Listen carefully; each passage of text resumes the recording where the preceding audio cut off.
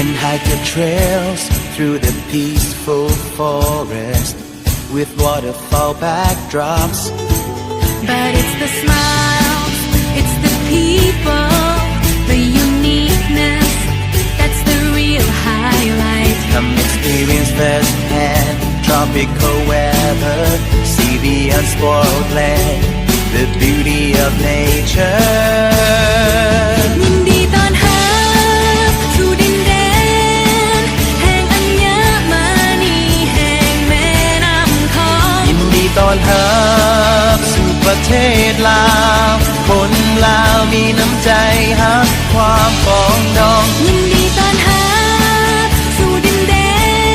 นที่ยังคงเอาไว้ประเพณีที่ของ แผ่นดินลาวสวยงามแท้ๆเชิญมาเที่ยวเมืองลาว Love simply beautiful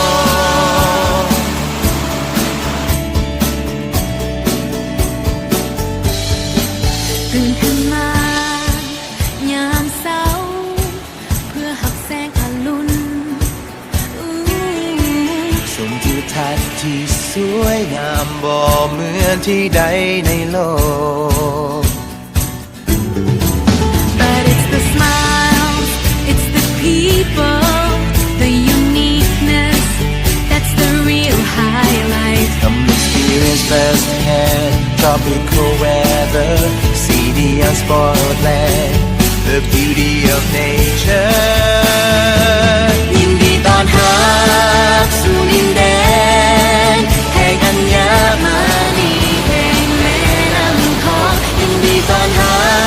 บสู่ประเทศลาวคนลาวมีน้ำใจฮักความปองดองยินดีต้อนรับสู่ดินแดนที่ยังคงเอาไว้ประเพณีที่ของแผ่นดินลาวสวยงามแท้ๆเชิญมาเที่ยวเมืองลาว Love simply beautiful Simply beautiful, simply beautiful,